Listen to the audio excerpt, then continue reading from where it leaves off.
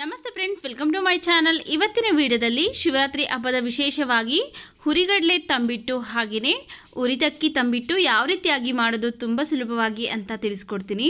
ನೋಡಿ, ಈ ರೀತಿಯಾಗಿ ನೀವು ಸಹ ಎರಡು ತಂಬಿಟ್ಟು ಯಾವ್ದು ಬೇಕು ನೀವು ಅದನ್ನು ಶಿವರಾತ್ರಿ ಹಬ್ಬಕ್ಕೆ ಪ್ರಿಪೇರ್ ಮಾಡ್ಕೊಳ್ಬೋದು.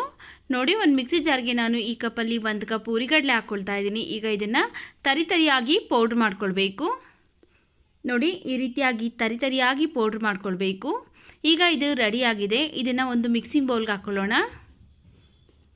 ನಂತರ ಯಾವ ಕಪ್ಪಲ್ಲಿ ಉರಿಗಡಲೆ ತಗೊಂಡಿದ್ರಲ್ಲ ಅದೇ ಕಪ್ಪಲ್ಲೇ ಅರ್ಧ ಕಪ್ ಒಣಕೊಬ್ಬರಿನ ತುರಿದ್ಬಿಟ್ಟು ಹಾಕ್ಕೊಳ್ತಾ ಇದ್ದೀನಿ. ಈಗ ಇದನ್ನು ಸೈಡ್ಗೆ ಇಟ್ಕೊಂಡು ಒಂದು ಪ್ಯಾನ್ ಬಿಸಿಗಿಟ್ಟು ಅರ್ಧ ಕಪ್ ಕಡಲೆ ಬೀಜ ಹಾಕ್ಕೊಂಡು ಹುರ್ಕೊಳ್ತಾ ಇದ್ದೀನಿ. ಸ್ಟವ್ನ ಲೋ ಟು ಮೀಡಿಯಮ್ ಫ್ಲೇಮಲ್ಲಿ ಇಟ್ಕೊಂಡು ಚೆನ್ನಾಗಿ ಹುರ್ಕೊಳ್ಬೇಕು. ಇದ್ರ ಸಿಪ್ಪೆ ಎಲ್ಲ ಬಿಡ್ತಾ ಬರುತ್ತೆ, ಹಾಗೆಯೇ ಕಲರ್ ಸಹ ಚೇಂಜ್ ಆಗಿದೆ. ನೋಡಿ, ಈ ರೀತಿಯಾಗಿ ಹುರ್ಕೊಂಡಾದಮೇಲೆ ಸ್ಟವ್ನ ಆಫ್ ಮಾಡಿಕೊಂಡು ಕಂಪ್ಲೀಟಾಗಿ ತಣ್ಣಗಾದ್ಮೇಲೆ ಇದರಲ್ಲಿರುವಂತಹ ಸಿಪ್ಪೆನೆಲ್ಲ ಬಿಡಿಸಿ ಇಟ್ಕೊಳ್ತೀನಿ. ಹಾಗೆ ಪ್ಯಾನ್ ಮತ್ತೆ ಬಿಸಿಗಿಟ್ಟು 1-2 ಸ್ಪೂನ್ ಆಗೋಷ್ಟು ಬಿಳಿ ಎಳ್ಳನ್ನು ಹಾಕ್ಕೊಂಡು ಹುರ್ಕೊಳ್ತಾ ಇದ್ದೀನಿ. ಇದನ್ನು ಅಷ್ಟೇ ಲೋ ಫ್ಲೇಮಲ್ಲಿ ಇಟ್ಕೊಂಡು ಚೆನ್ನಾಗಿ ಹುರ್ಕೊಳ್ಬೇಕು.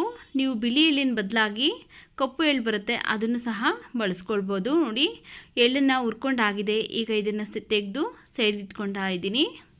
ಹಾಗೆ ಹುರ್ಕೊಂಡಿರುವಂಥ ಕಡಲೆ ಬೀಜನ ಸಿಪ್ಪೆ ತೆಗೆದು ತರಿಯಾಗಿ ಪೌಡ್ರ್ ಮಾಡ್ಕೊಳ್ಬೇಕು.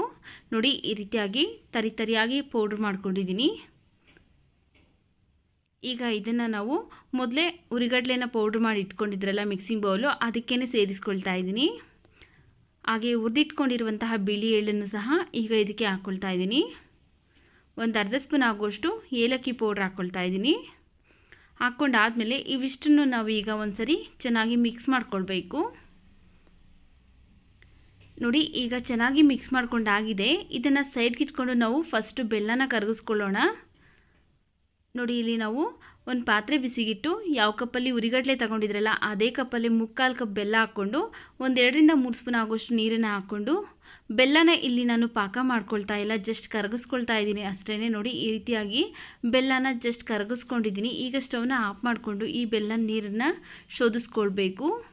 ನೋಡಿ, ಈ ಬೆಲ್ಲದ ನೀರನ್ನು ಚೆನ್ನಾಗಿ ಶೋಧಿಸ್ಕೊಳ್ಬೇಕು, ಇಲ್ಲಾಂದರೆ ಇದರಲ್ಲಿ ಕಸ ಕಡ್ಡಿ ಎಲ್ಲ ಇರುತ್ತೆ, ಅದರಿಂದ ಶೋಧಿಸ್ಕೊಳ್ಬೇಕು. ಶೋಧಿಸ್ಕೊಂಡಾದಮೇಲೆ ನಾವು ಏನು ಮಿಕ್ಸಿಂಗ್ ಬೌಲಲ್ಲಿ ಮಿಕ್ಸ್ ಮಾಡ್ಕೊಂಡಿದ್ರಲ್ಲ ಅದಕ್ಕೇ ಈ ಬೆಲ್ಲದ ನೀರನ್ನು ಹಾಕ್ಕೊಂಡು ಚೆನ್ನಾಗಿ ಮಿಕ್ಸ್ ಮಾಡ್ಕೊಳ್ಬೇಕು. ಸ್ವಲ್ಪನೇ ಬೆಲ್ಲದ ನೀರನ್ನು ಹಾಕ್ಕೊಂಡು ಚೆನ್ನಾಗಿ ಮಿಕ್ಸ್ ಮಾಡ್ಕೊಳ್ಬೇಕು.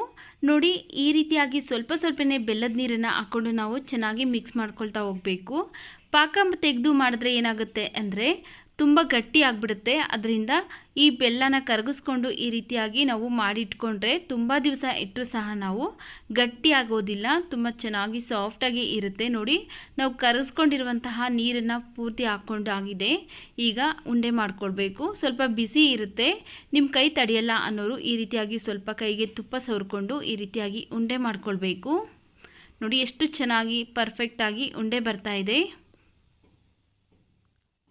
ಎಲ್ಲವನ್ನು ಸಹ ನಾನು ಇದೇ ರೀತಿಯಾಗಿ ಉಂಡೆ ಮಾಡ್ಕೊಳ್ತೀನಿ.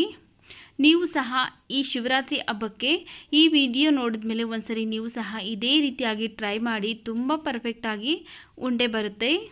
ನೋಡಿ, ಈಗ ಉರಿಗಡಲೆ ತಂಬಿಟ್ಟು ಉಂಡೆ ರೆಡಿಯಾಗಿದೆ. ಇದನ್ನು ನಾವು ಎಷ್ಟೇ ದಿವಸ ಇಟ್ಟರೂ ಸಹ ಇದೇ ರೀತಿಯಾಗಿ ಸಾಫ್ಟಾಗಿ ಇರುತ್ತೆ. ನೋಡಿ, ಈಗ ಉರಿದಕ್ಕಿ ತಂಬಿಟ್ಟು ಯಾವ ರೀತಿಯಾಗಿ ಮಾಡೋದು ಅಂತ ತಿಳಿಸ್ಕೊಡ್ತೀನಿ. ಒಂದು ಪ್ಯಾನ್ ಬಿಸಿಗಿಟ್ಟು ಅದಕ್ಕೆ ನಾವು ಅರ್ಧ ಕಪ್ ಕಡಲೆ ಬೀಜ ಹಾಕ್ಕೊಂಡು ಸ್ಟವ್ನ ಲೋ ಟು ಮೀಡಿಯಮ್ ಫ್ಲೇಮಲ್ಲಿ ಇಟ್ಕೊಂಡು ಚೆನ್ನಾಗಿ ಹುರ್ಕೊಳ್ಬೇಕು. ಇದರ ಸಿಪ್ಪೆ ಎಲ್ಲ ಬಿಡ್ತಾ ಬರುತ್ತೆ, ಹಾಗೆ ಇದು ಕಲರು ಸಹ ಚೇಂಜ್ ಆಗುತ್ತೆ, ಆ ರೀತಿಯಾಗಿ ಹುರ್ಕೊಳ್ಬೇಕು. ನೋಡಿ, ಈಗ ಇದು ರೆಡಿಯಾಗಿದೆ. ಸ್ಟವ್ನ ಆಫ್ ಮಾಡಿಕೊಂಡು ಇದು ತಣ್ಣಗಾದ್ಮೇಲೆ ಸಿಪ್ಪೆನೆಲ್ಲ ತೆಗೆದು ಇಟ್ಕೊಳ್ತೀನಿ. ಮತ್ತು ಅದೇ ಪ್ಯಾನ್ ಬಿಸಿಗಿಟ್ಟು 1-2 ಸ್ಪೂನ್ ಬಿಳಿ ಎಳ್ಳು ಹಾಕ್ಕೊಂಡು ಹುರ್ಕೊಳ್ತಾ ಇದ್ದೀನಿ. ಸ್ಟವ್ನ ಲೋ ಟು ಮೀಡಿಯಮ್ ಫ್ಲೇಮಲ್ಲೇ ಇಟ್ಕೊಂಡಿದ್ದೀನಿ. ಹೈ ಫ್ಲೇಮಲ್ಲಿ ಇಟ್ಕೊಂಡು ಎಳ್ಳನ್ನು ಹುರ್ಕೊಳ್ಬೇಡಿ, ಯಾಕಂದರೆ ಬೇಗ ಸೀದೋಗ್ಬಿಡುತ್ತೆ. ಅದರಿಂದ ಲೋ ಟು ಮೀಡಿಯಮ್ ಫ್ಲೇಮಲ್ಲಿ ಇಟ್ಕೊಂಡು ಈ ರೀತಿಯಾಗಿ ಚೆನ್ನಾಗಿ ಹುರ್ಕೊಳ್ಬೇಕು. ಈಗ ಇದನ್ನು ತೆಗೆದು ಒಂದು ಪ್ಲೇಟ್ಗೆ ಹಾಕಿ ಇಟ್ಕೊಳ್ತೀನಿ. ನಂತರ ಅದೇ ಪ್ಯಾನ್ ಬಿಸಿಗಿಟ್ಟು ಯಾವ ಕಪ್ಪಲ್ಲಿ ಕಡಲೆ ಬೀಜ ತಗೊಂಡಿದ್ರಲ್ಲ ಅದೇ ಕಪ್ಪಲ್ಲಿ 1 ಕಪ್ ರೇಷನ್ ಅಕ್ಕಿನ ಹಾಕ್ಕೊಂಡು ಸ್ಟವ್ನ ಲೋ ಟು ಮೀಡಿಯಮ್ ಫ್ಲೇಮಲ್ಲಿ ಇಟ್ಕೊಂಡು ಒಂದು 5 ನಿಮಿಷ ಹುರ್ಕೊಳ್ಬೇಕು. ನೋಡಿ, 5 ನಿಮಿಷ ಆದಮೇಲೆ ಈ ರೀತಿಯಾಗಿ ಕಲರ್ ಚೇಂಜ್ ಆಗುತ್ತೆ.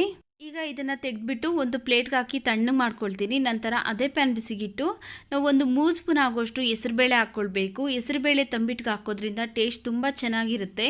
ಹೆಸರುಬೇಳೆನ ಸಹ ಒದ್ಬಿಟ್ಟು ನಾವೇನು ಅಕ್ಕಿ ಹುರಿದಿಟ್ಕೊಂಡಿದ್ರಲ್ಲ ಅದಕ್ಕೆ ಹಾಕಿ ಈ ಎರಡನ್ನೂ ಸಹ ತಣ್ಣಗೆ ಮಾಡಿಟ್ಕೊಳ್ತೀನಿ. ಬಿಸಿ ಇರಬೇಕಾದ್ರೆ ಮಿಕ್ಸಿಗೆ ಹಾಕೋದಕ್ಕೆ ಹೋಗಬೇಡಿ, ಆದ್ದರಿಂದ ತಣ್ಣಗಾದ್ಮೇಲೆ ನಾವು ಮಿಕ್ಸಿಗೆ ಹಾಕ್ಕೊಳ್ಬೇಕು. ನೋಡಿ ಈಗ ಇದನ್ನು ನುಣ್ಣಗೆ ಗ್ರೈಂಡ್ ಮಾಡ್ಕೊಳ್ಬೇಕು. ಎಷ್ಟು ಸಾಧ್ಯವಾಗುತ್ತಲ್ಲ ಅಷ್ಟು ನುಣ್ಣಗೆ ಗ್ರೈಂಡ್ ಮಾಡ್ಕೊಳ್ಬೇಕು. ನೋಡಿ ಈ ರೀತಿಯಾಗಿ ನುಣ್ಣಗೆ ಫೈನ್ ಪೌಡ್ರ್ ಮಾಡ್ಕೊಳ್ಬೇಕು. ಈಗ ಇದು ರೆಡಿಯಾಗಿದೆ. ಇದನ್ನು ಒಂದು ಮಿಕ್ಸಿಂಗ್ ಬೌಲ್ಗೆ ಸೇರಿಸ್ಕೊಳ್ಳೋಣ. ಹಾಗೆಯೇ ಅದೇ ಮಿಕ್ಸಿ ಜಾರ್ಗೆ ಒಂದು ಅರ್ಧ ಕಪ್ ಆಗೋಷ್ಟು ಉರಿಗಡಲೆ ಹಾಕ್ಕೊಂಡು ಇದನ್ನು ಸಹ ತರಿತರಿಯಾಗಿ ಪೌಡ್ರ್ ಮಾಡ್ಕೊಳ್ಬೇಕು. ನೋಡಿ ಈ ರೀತಿಯಾಗಿ ಕಡಲೆಪಪ್ಪು ಅಂದರೆ ಉರಿಗಡಲೆನ ತರಿತರಿಯಾಗಿ ಪೌಡ್ರ್ ಮಾಡ್ಕೊಂಡಿದ್ದೀನಿ. ಈಗ ಇದನ್ನು ಸಹ ನಾವು ಏನು ಅಕ್ಕಿ ಪೌಡ್ರ್ ಮಾಡ್ಕೊಂಡಿದ್ರಲ್ಲ ಅದಕ್ಕೆ ಸೇರಿಸ್ಕೊಳ್ತಾ ಇದ್ದೀನಿ. ಹಾಗೆ ಹುರಿದಿಟ್ಕೊಂಡಿರುವಂತಹ ಕಡಲೆ ಬೀಜನೂ ಸಹ ತರಿತರಿಯಾಗಿ ಪೌಡ್ರ್ ಮಾಡ್ಕೊಳ್ಬೇಕು. ನೋಡಿ ಇದನ್ನು ಸಹ ತರಿತರಿಯಾಗಿ ಈ ರೀತಿಯಾಗಿ ಪೌಡ್ರ್ ಮಾಡ್ಕೊಳ್ಬೇಕು. ನೋಡಿ ಕಡಲೆ ಬೀಜ ಒಂದೊಂದು ತಿನ್ನಬೇಕಾದ್ರೆ ಬಾಯಿಗೆ ಸಿಗ್ತಾ ಇರುತ್ತೆ, ಚೆನ್ನಾಗಿರುತ್ತೆ ಅಂತ ಈ ರೀತಿಯಾಗಿ ತರಿತರಿಯಾಗಿ ಪೌಡ್ರ್ ಮಾಡ್ಕೊಳ್ಬೇಕು. ಈಗ ಇದಕ್ಕೆ ಹುರಿದಿಟ್ಕೊಂಡಿರುವಂತಹ ಬಿಳಿ ಎಳ್ಳು, ಒಂದು ಅರ್ಧ ಕಪ್ ಆಗೋಷ್ಟು ಒಣಕೊಬ್ಬರಿನ ತುರಿದ್ಬಿಟ್ಟು ಹಾಕ್ಕೊಳ್ತಾ ಇದ್ದೀನಿ. ಹಾಗೆ ಒಂದು ಅರ್ಧ ಸ್ಪೂನ್ ಆಗೋಷ್ಟು ಏಲಕ್ಕಿ ಪೌಡ್ರ್ ಹಾಕ್ಕೊಳ್ತಾ ಇದ್ದೀನಿ. ಈಗ ಇವಿಷ್ಟನ್ನು ನಾವು ಒಂದ್ಸರಿ ಚೆನ್ನಾಗಿ ಮಿಕ್ಸ್ ಮಾಡ್ಕೊಳ್ಬೇಕು. ನೋಡಿ ಈ ರೀತಿಯಾಗಿ ಚೆನ್ನಾಗಿ ಮಿಕ್ಸ್ ಮಾಡ್ಕೊಂಡಾದಮೇಲೆ ಇದನ್ನು ಸೈಡ್ಗೆ ಇಟ್ಕೊಂಡು ನಾವು ಬೆಲ್ಲನ ಕರಗಿಸ್ಕೊಳ್ಳೋದಕ್ಕೋಸ್ಕರ ಒಂದು ಪಾತ್ರೆ ಬಿಸಿಗಿಟ್ಟು ಯಾವ ಕಪ್ಪಲ್ಲಿ ನಾವು ಅಕ್ಕಿ ತಗೊಂಡಿದ್ರಲ್ಲ ಅದೇ ಕಪ್ಪಲ್ಲಿ 1 ಕಪ್ ಬೆಲ್ಲ ಹಾಕ್ಕೊಳ್ತಾ ಇದ್ದೀನಿ. ಈಗ ಒಂದು 2ರಿಂದ 3 ಸ್ಪೂನ್ ಆಗೋಷ್ಟು ನೀರನ್ನು ಹಾಕಿ ಚೆನ್ನಾಗಿ ಬೆಲ್ಲನ ಕರಗಿಸ್ಕೊಳ್ತಾ ಇದ್ದೀನಿ. ಇದಕ್ಕೂ ಅಷ್ಟೇ ನಾವು ಪಾಕ ಮಾಡ್ಕೊಳ್ಳೋಷ್ಟಿಲ್ಲ, ಜಸ್ಟ್ ಬೆಲ್ಲನ ಕರಗಿಸ್ಕೊಂಡ್ರೆ ಸಾಕಾಗುತ್ತೆ. ಈಗ ಆ ಬೆಲ್ಲನ ಶೋಧಿಸ್ಕೊಂಡು ನಂತರ ಏನು ಮಾಡಿಟ್ಕೊಂಡಿದ್ವಲ್ಲ ಪೌಡ್ರನ್ನೆಲ್ಲ ಮಿಕ್ಸ್ ಮಾಡಿ ಇಟ್ಟಿದ್ರಲ್ಲ ಅದಕ್ಕೇ ಒಂದು ಸ್ವಲ್ಪನೇ ಬೆಲ್ಲದ ನೀರನ್ನು ಹಾಕ್ಕೊಂಡು ನಾವು ಚೆನ್ನಾಗಿ ಮಿಕ್ಸ್ ಮಾಡ್ಕೊಳ್ಬೇಕು. ಒಂದೇ ಸರಿ ಹಾಕೋದಕ್ಕೆ ಹೋಗ್ಬೇಡಿ, 1-2 ಸರಿ ಹಾಕ್ಕೊಂಡು ಚೆನ್ನಾಗಿ ಮಿಕ್ಸ್ ಮಾಡ್ಕೊಳ್ಬೇಕು. ಈ ಅಕ್ಕಿ ತಂಬಿಟ್ಟು ಏನಂದರೆ ನಾವು ಬಿಸಿ ಇರಬೇಕಾದ್ರೇ ಉಂಡೆ ಕಟ್ಕೊಂಡ್ಬಿಡ್ಬೇಕು. ಸ್ವಲ್ಪ ತಣ್ಣಗಾಯಿತು ಅಂದರೆ ಉಂಡೆ ಕಟ್ಟೋದಕ್ಕೆ ಆಗೋದಿಲ್ಲ, ಯಾಕಂದರೆ ಅಕ್ಕಿ ಆಗಿರೋದ್ರಿಂದ ಆ ಪಾಕನೆಲ್ಲ ಚೆನ್ನಾಗಿ ಅಂದರೆ ಬೆಲ್ಲದ ನೀರನ್ನೆಲ್ಲ ಅಬ್ಸರ್ವ್ ಮಾಡ್ಕೊಂಡ್ಬಿಡುತ್ತೆ, ಗಟ್ಟಿಯಾಗಿಬಿಡುತ್ತೆ. ಆದ್ದರಿಂದ ಬಿಸಿ ಇರಬೇಕಾದ್ರೇ ಚೆನ್ನಾಗಿ ಮಿಕ್ಸ್ ಮಾಡ್ಕೊಳ್ತಾ ಉಂಡೆ ಕಟ್ಕೊಳ್ಬೇಕು. ನಿಮಗೆ ಕೈ ತಡೆದಿಲ್ಲ ಅಂದರೆ ಒಂದು ಸ್ವಲ್ಪ ತುಪ್ಪನ ಸವರ್ಕೊಂಡು ಈ ರೀತಿಯಾಗಿ ಉಂಡೆನ ಕಟ್ಕೊಳ್ಬೇಕು. ನೋಡಿ ಬಿಸಿ ಇರಬೇಕಾದ್ರೇ ಚೆನ್ನಾಗಿ ಉಂಡೆ ಕಟ್ಕೊಂಡ್ಬಿಡಬೇಕು. ನೋಡಿ ಎಲ್ಲ ಉಂಡೆನೂ ಸಹ ನಾವು ಇದೇ ರೀತಿಯಾಗಿ ಉಂಡೆ ಮಾಡ್ಕೊಳ್ಬೇಕು. ಈ ರೀತಿಯಾಗಿ ಶಿವರಾತ್ರಿ ಹಬ್ಬಕ್ಕೆ ನೀವು ಒಂದ್ಸರಿ ಉರಿಗಡಲೆ ತಂಬಿಟ್ಟು ಅಥವಾ ಉರಿದಕ್ಕಿ ತಂಬಿಟ್ಟನ್ನ ನೀವು ಸಹ ಟ್ರೈ ಮಾಡಿದ್ಮೇಲೆ ಹೇಗೆ ಬಂತು ಅಂತ ಕಮೆಂಟ್ ಸೆಕ್ಷನಲ್ಲಿ ಕಮೆಂಟ್ ಮಾಡಿ ಸ್ನೇಹಿತರೆ. ನೋಡಿ ಎಷ್ಟೊಂದು ಪರ್ಫೆಕ್ಟಾಗಿ ಉಂಡೆ ಬರ್ತಾ ಇದೆ. ನೋಡಿದ್ರಲ್ಲ ಯಾವ ರೀತಿಯಾಗಿ ಅಕ್ಕಿ ತಂಬಿಟ್ಟು ಮತ್ತು ಉರಿಗಡಲೆ ತಂಬಿಟ್ಟು ತುಂಬ ಸುಲಭವಾಗಿ ಮಾಡೋದು ಅಂತ. ಈ ವಿಡಿಯೋ ನಿಮಗೆ ಇಷ್ಟವಾಗಿದ್ದರೆ ಈ ವಿಡಿಯೋಗೊಂದು ಲೈಕ್ ಮಾಡಿ, ಈ ವಿಡಿಯೋನ ನಿಮ್ಮ ಫ್ಯಾಮಿಲಿ ಫ್ರೆಂಡ್ಸ್ ಗ್ರೂಪ್ಗೆ ಶೇರ್ ಮಾಡಿ.